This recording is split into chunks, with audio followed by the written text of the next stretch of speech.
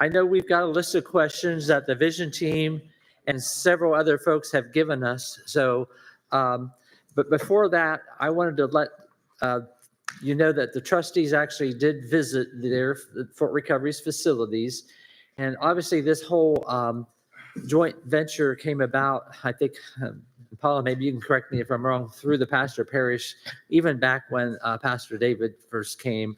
I think is when Mr. Wilson, or Dr. Wilson, our superintendent, came up and basically offered the idea of a possible merger of a 2-point charge into a 1-point charge. So with that being said, I think what we've been doing as far as sharing our pastors have been 2 years in the making come this July. So that's kind of when all of that started about 2 years ago. So with the trustees, I thought maybe I'd start with Robert. I don't know whether, Robert, you want to say a few words about our trip up to Fort Recovery as far as what we found or anything. I'll offer that, or I can do that too if you would prefer. So everything's up to date. The only whole thing is the furnace and the parsonage.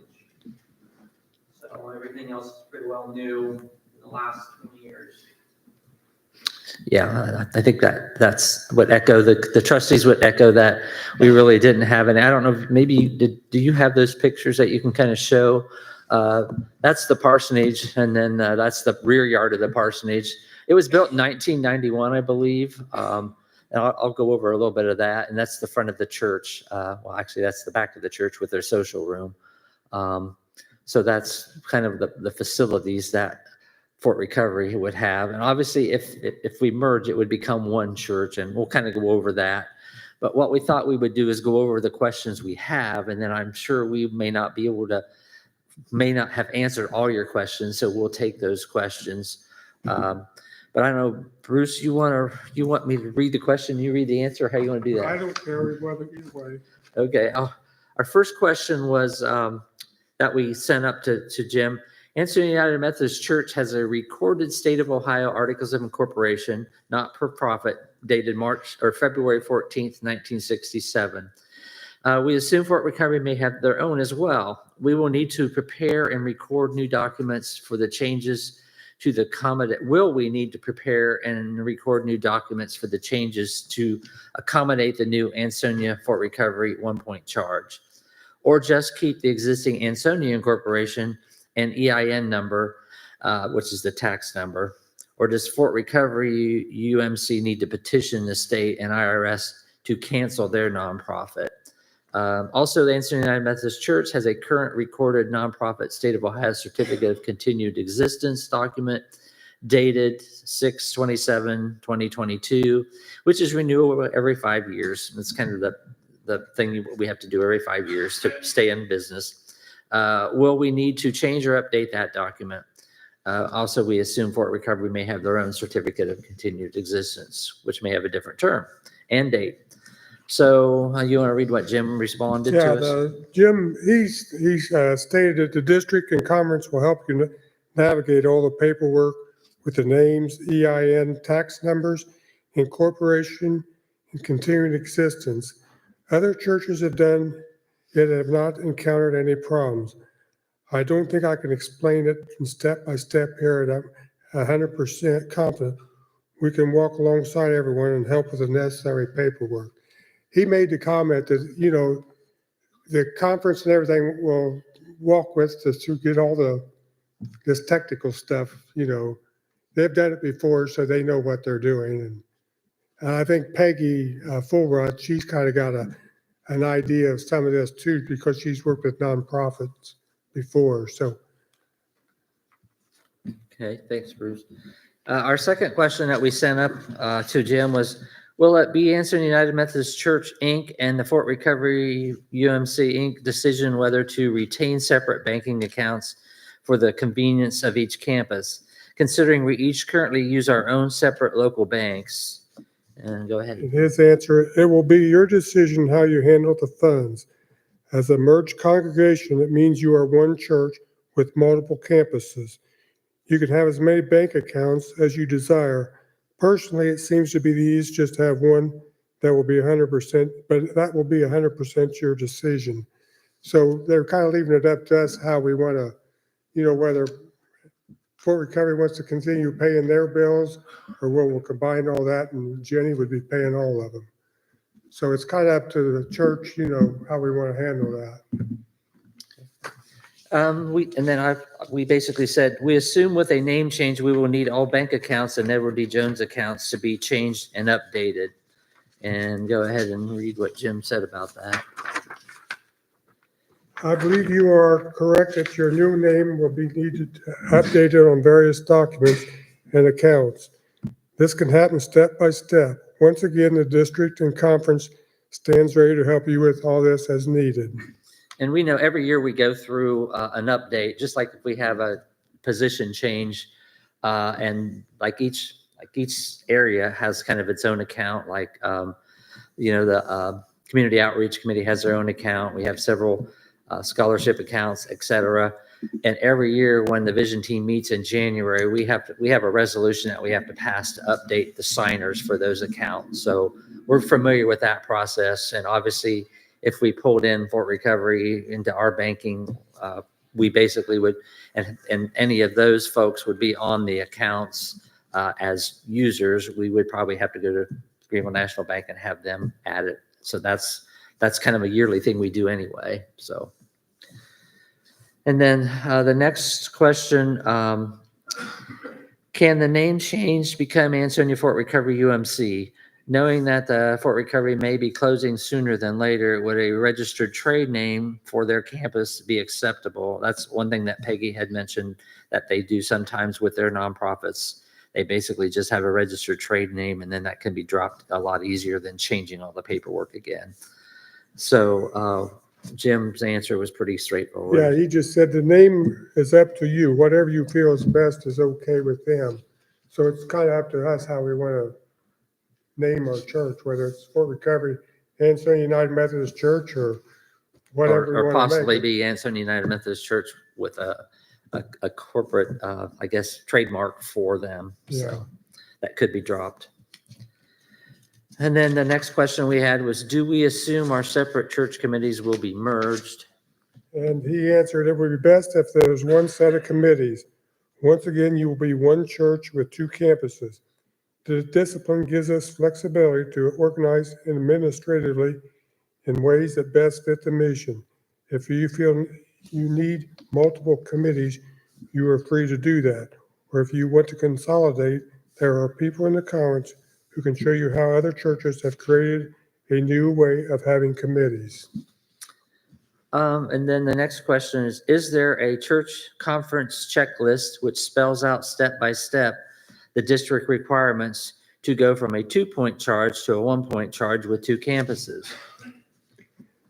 It says in the 2016 Book of Discipline, it is in paragraph 2546, which reads, merger of United Methodist Churches. 2 or more local churches, in order to fulfill their ministry, may merge and become a single church by pursuing the following procedure. The merger must be proposed to the charge conference of each of the merging churches by resolution stating the terms and conditions of the proposed merger. The plan of the merger as proposed to the charge conference of each of the merging churches shall be approved by each of the church's conferences in order for the merger to be effected.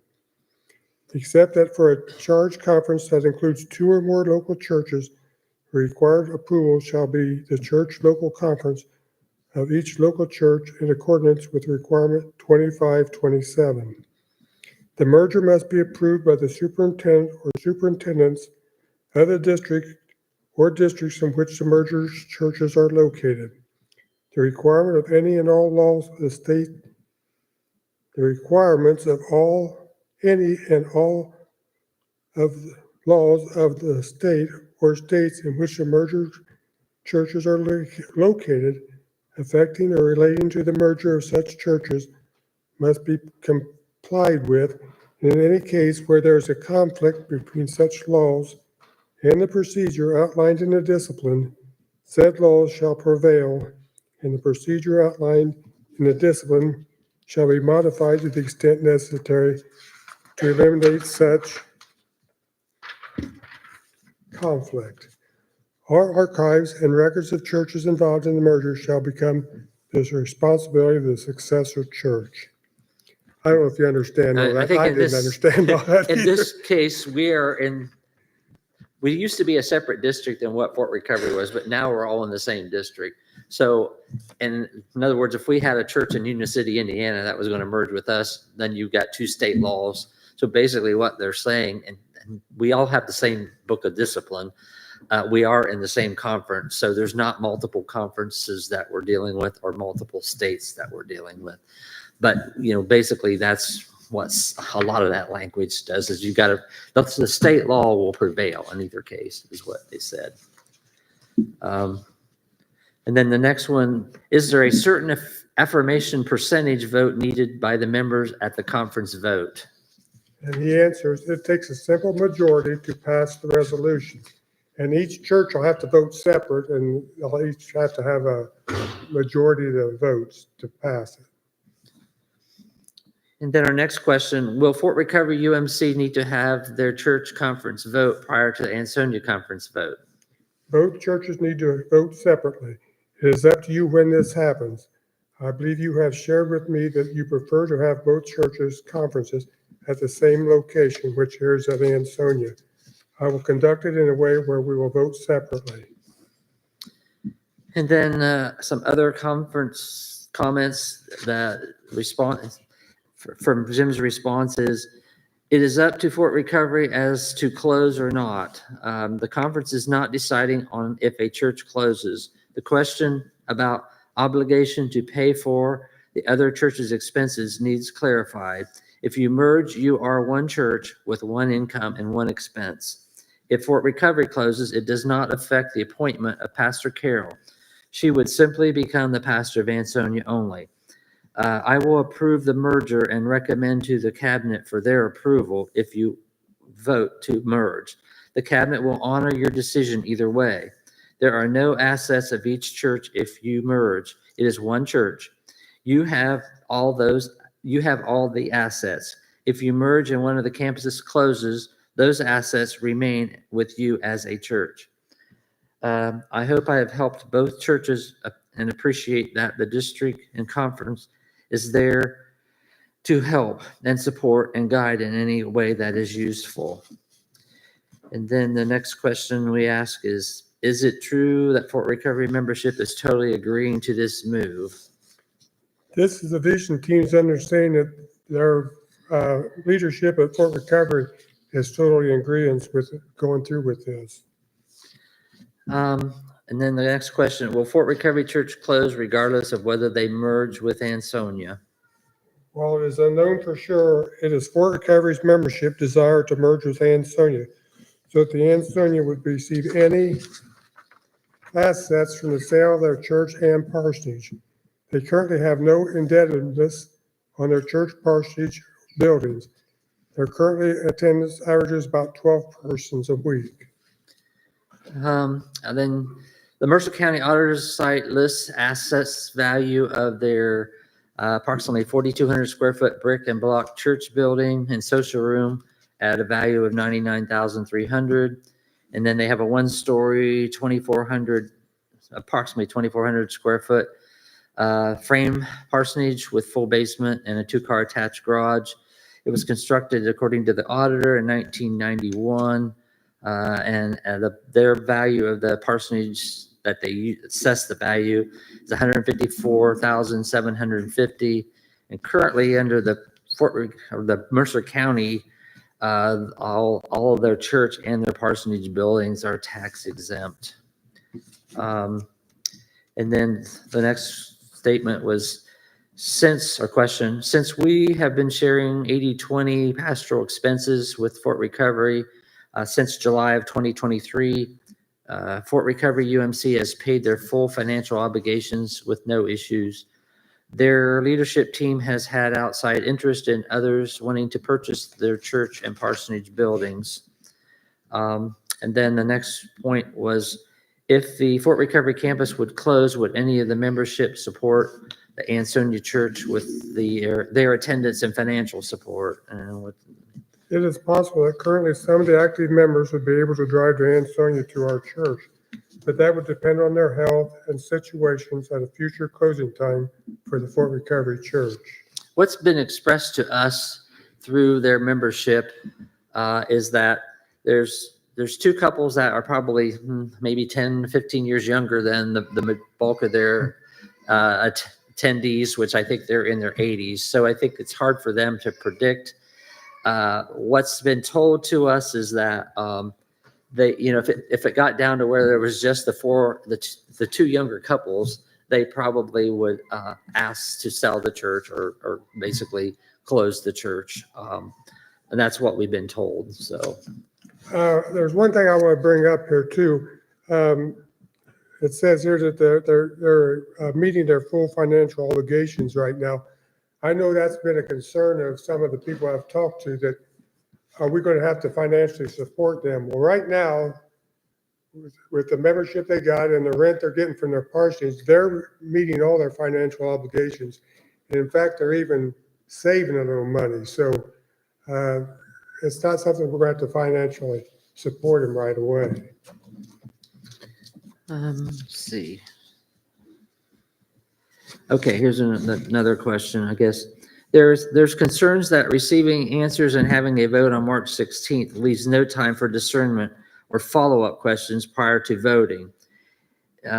Is it possible to either delay the vote after the March 16th Ansonia Church Conference, or possibly have an informational congregational meeting, which we're really having today, after church on Sunday, March the 2nd, whereby AMC Vision Team could review and share answers to the enclosed questions, or possibly have a congregational Q&A Zoom or team meeting with you joining in another amicable time prior to the March 16th date. And then you want to read Jim's answer to that. I'm open to whatever pace everyone is comfortable with. There is no pressure or urgency for the district or the conference.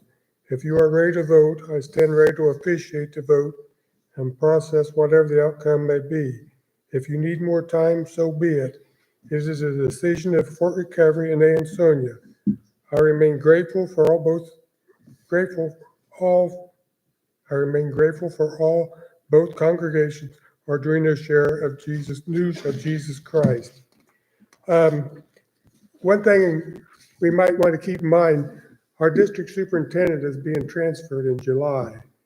So if we would happen to go beyond July, we'll be starting out with a new district superintendent, and we'll probably have to start the process all over again. So it may be wise to get it all settled before July. Jim Wilson is in favor of us combining, and I think it'd make it easier if we can get it done while he's still our district superintendent. Yeah, I know my wife's former church where we were married is going through this same process. They're a little bit ahead of us, although in their case, the church they're merging with they're going to go ahead and sell their assets, close that church, and then the assets come to them. So I know that there's probably multiple different churches that are going through this right now. But those are the questions we have. There's probably more. Certainly the vision team, I think we meet on next Monday. So, we're not ready, and there's still a lot of answered questions that you still may have. I think we still have the right to postpone it. Obviously, I think Dr. Jim Wilson set the date, but we certainly are not necessarily bound by that if we feel like we still need more time to get the answers. I think it'd be best to keep the 16th date so he can come, and then if anybody's got questions, they can ask him personally and he can answer them. I mean, if we don't want to vote that Sunday, that's fine. But I think we ought to hold that 16th date. Yeah, so we can have a more personal interview. Yeah, so, there's probably questions that we can't answer, but he can. And so, it'd be more of an informational meeting, and we wouldn't have to vote that day. And we would like to take other questions today so that we can get them up to him so he can basically have the questions. So hopefully he has time to get the answers that we would like as well. So, okay. Oh, you can take notes. Okay. Thank you. So, and we will open it to floor now, and certainly try to, if there's questions we can answer, we will, but obviously there's probably going to be some that we can't, so. I just have a question about both churches have parsonages. Both churches rent out the parsonage right now. So that's some of their monthly income. Up there, like you say, their membership right now is lower than ours. Right. They are able to pay their bills and everything. Probably because of the parsonage. So anyway, maybe here, with our parsonage, we have income and they have income coming in through the parsonage. Right, that is correct. To my knowledge, there's nothing that tells us that we have to, if we enjoy the income and we would, even if they would close and you sold the church, there's nothing that says you can't still rent out the parsonage, whether we would want to do that or not.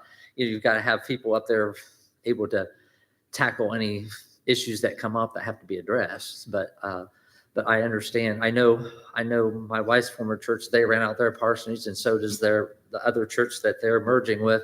They rent out their parsonage because the pastor lives, in his own home, and he basically comes back and forth to the church. So in both cases, their parsonage are both rented as well.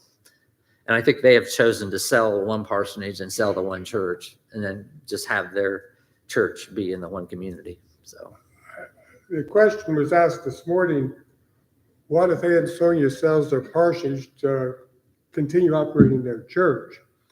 That could prolong them closing. My feeling is, what I understand of this, before they could sell that parsonage, the whole committee, our church would be involved and have a say-so in when they sell it.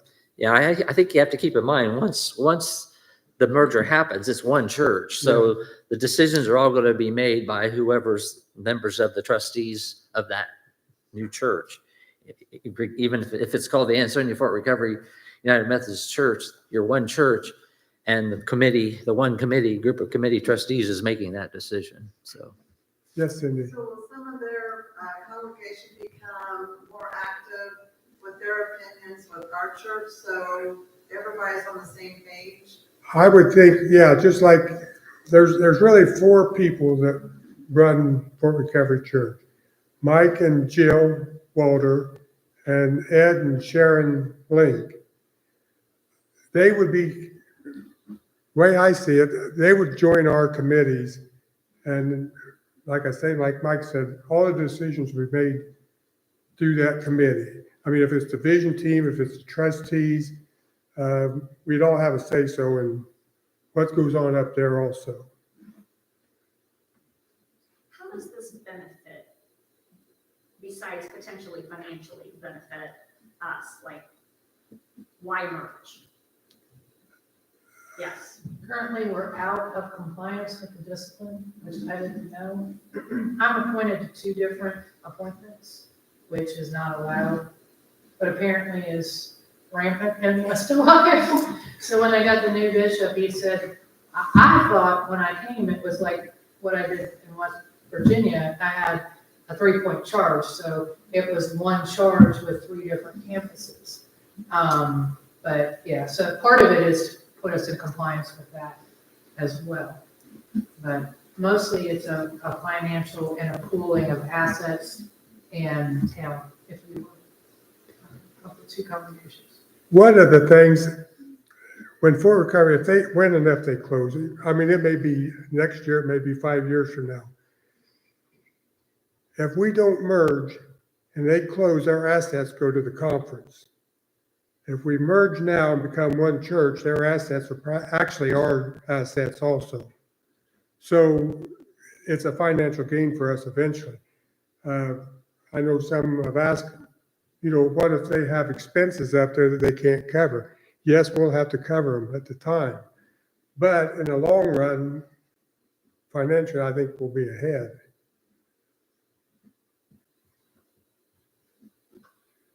So there's no money at the conference at all once if we would merge? Do what, Jim? I can't imagine that the conference doesn't want the money and why they, is there any anchor here that we can't see or? In my opinion, this is totally my opinion, I think if they see a benefit, the conference does, that if smaller churches merge their assets, you can imagine if Fort Recovery closes and the conference in Columbus has a church to sell and a parsonage to sell, and they got to bring appraisers and they got to bring attorneys and they got to bring all those folks out to rural America, it probably gets pretty pricey for them to do all that. So they're not in I don't think they're in the real estate business to try to sell and buy and do all that. So I think in some ways we're doing that effort for them, I think. So that's, they don't have, if they can merge for every church, they merge into, or two churches and merge into one, it probably makes their life easier too. So that's how I look at it. More ministry, too. More money means more ministry options that can be done. Because I know the ones that I've heard of that have merged around here have merged their assets. And so there's other things being able to happen because they have that extra. Money resource. Yeah. I feel too part of this might be, there's a shortage of pastors in the Methodist Church. So, if they can combine these churches, they don't need as many pastors. I think he told us there's like 26 pastors for churches without pastors. 47. How many? I think it's 47. 47 now. And there's pastors wanting to retire. So there is a shortage of pastors in the Methodist Church. So So if anybody wants to be a pastor, let me know. Are there any other churches that would be candidates between here and Fort Recovery for them to merge? I think a lot of them have already closed, like Rose Hill, New Weston. I guess there's Rossburg. Well, no, they've disaffiliated. global. They disaffiliated, yes. So I'm not aware of any between here and there. Yes, Cindy. This could be an opportunity for us to do more things in Fort Recovery, because we do so much outreach here, we might be also able to start something there. Sure. Not just them and us, it'll be all of us together, so it might be where we can outreach to the Fort Recovery people. And that's kind of what I'm worried about. Like, they have been tiny since I used to live in Fort Recovery. Like, I went there for a little while just to see when I lived there, and they were pretty tiny then. And we have a hard time getting enough people to serve here. Like, not that I don't want to do that for recovery, but I'm even thinking about Bible school and other stuff. Like, we can barely get it pulled off here, let alone try to pull it off in Fort Recovery too. Now, they do theirs differently in Fort Recovery. They do a community-wide Bible school. But that's a concern of mine. I think the idea, in theory, is fantastic. I just worry about the number of people, because we're not growing either. No, Right. And I think it seems like their intent, or at least Fort Recovery's intent, is to find someone that would maybe use their benefits wisely that's in the area. That's how I see it. At least I've been involved a little bit with the ones that have been active and that have come down here to some of ours. They seem very genuine. I know Paula, you probably know better than, because you've had more joint meetings with the couples that have been participating. I don't know if you want to say anything about that or not. I mean, as far as that they seem genuine, that's what they want to do. I mean, yeah, they would like for us to take theirs on. I don't think right now, really, they don't have an outreach program, I think, up there at the church. I mean, basically, they've got a SBRC chair, they've got a trustee chair, And the finance. administrative council, and the finance. That's their committees. So, they don't have outreach, they don't have all these other. Just like you said, if only 4 people are going to the church, they would probably come here. I really think they would. Mhm. But, I mean, that's not gaining a whole lot for our church, but, I mean, those, people coming. But, and then we would have all that to deal with, sell or whatever.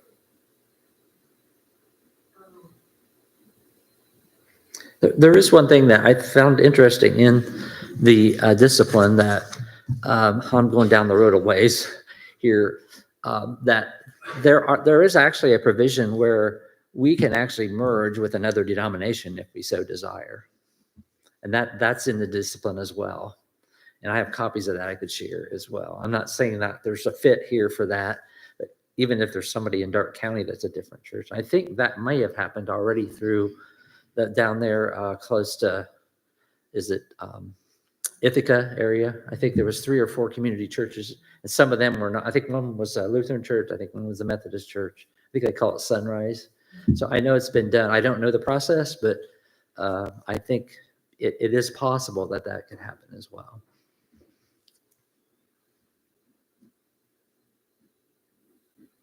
Anybody else? We got 2 weeks till we have the next meeting, so if you come up with any questions in the, Yeah, we want feedback. We're trying to be as transparent as we can and still sort through what the right answer is. So if you come up with any more questions, let us know.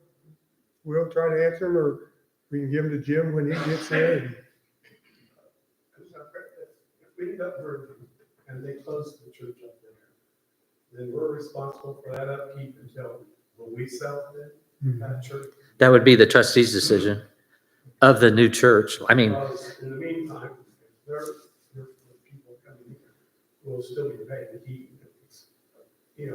We'll still have costs up there to pay ourselves for the upkeep of the building, even though it's not. correct. That you are correct, Tom. We'll have to have.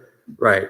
some- And if they close the doors, I don't, in my opinion, you wouldn't want to just have it set up there empty. I don't think. I think the trustees would want to probably sell the churches. So,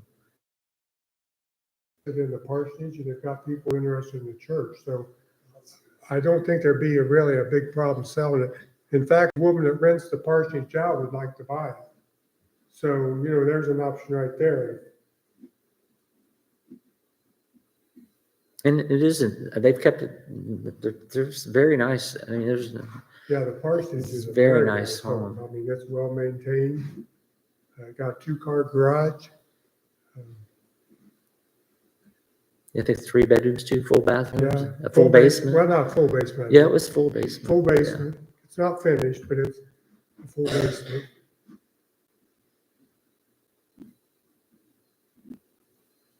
Well, we appreciate any feedback you want to give us still, so. Pass it on to the vision team and pass it on to Mr. Wilson, Dr. Wilson.